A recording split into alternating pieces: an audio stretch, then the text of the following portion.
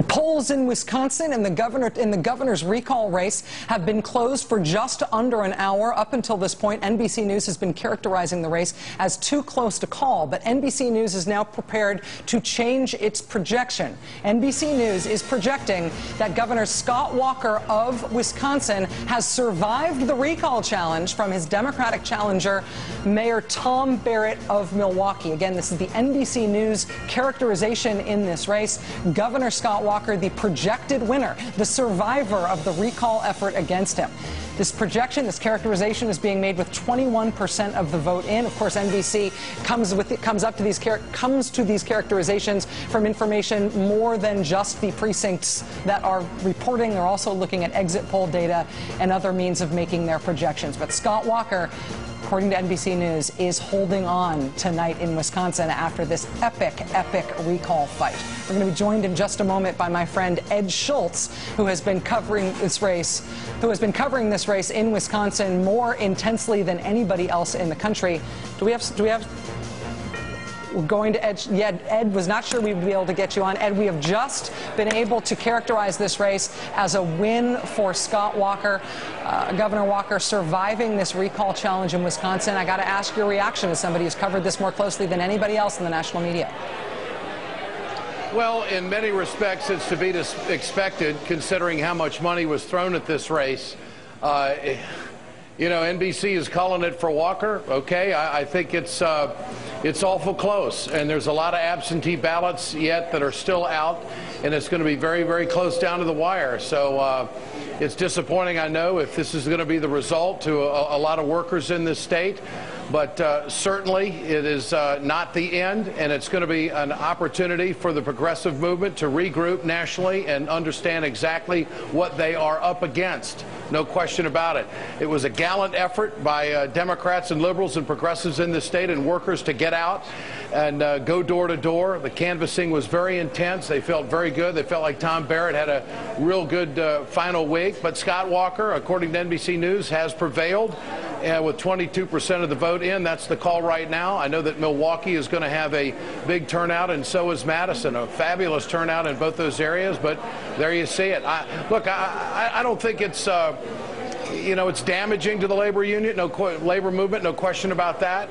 But it also sets a real clear message to what Democrats are going to be up against coming up in November, and I think it sends a message to what kind of ground game is going to be needed to fight off this special interest money that's going to be coming into a lot of races around the country where they're going to be outgunned financially. So it's going to be a tough one. There's no question about it. Going to be a lot of disappointed people. There were a lot of high hopes that this was going to turn around for the people of Wisconsin, the workers.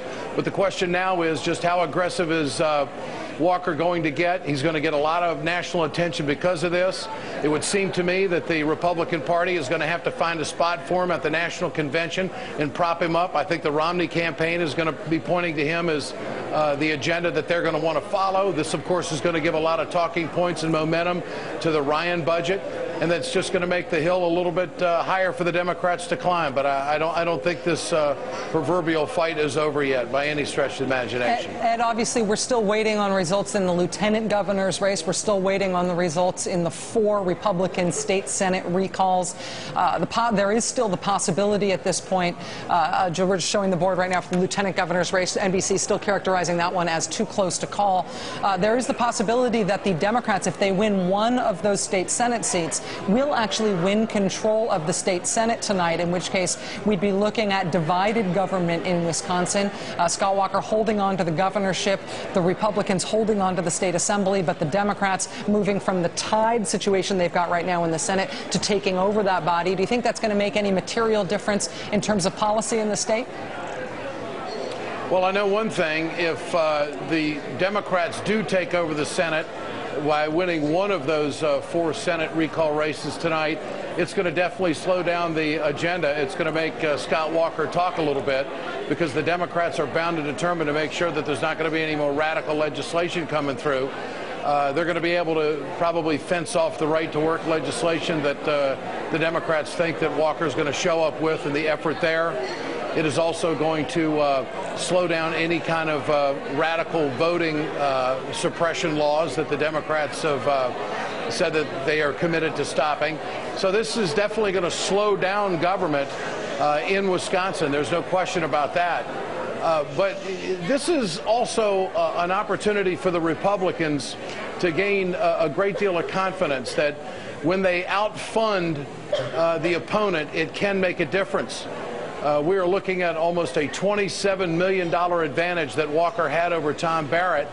And this sets the template for the Republicans and certainly tells the right wing in this country that if they can outfund their opponent, they've got a real good shot at winning. Scott Walker could very well be indicted in the coming days. I mean, he is definitely a challenged candidate. And this state does not have a surplus, and they were able to get that message across to a lot of people to the point where you had national media figures who were saying that the state has a surplus. So a lot of fudging going on, so to speak, and it's really surprising. But when you've got the money and you could buy the message, you can convince a lot of people that you're on the right side of the issue. So it's going to be really a fight for the Democrats here in November, no question about it. My friend Ed Schultz live in Wisconsin. Ed, I know you've got a live hour ahead and a lot to prep for that, my friend. Thanks for joining us with those initial thoughts. There's no embarrassment in the loss. There's no question about that. This is a great night for democracy because the turnout was terrific, and I think Americans have to celebrate that. Thanks, Rachel. Thanks, Ed Schultz. I appreciate it, man. Joining us now on the phone is State Senator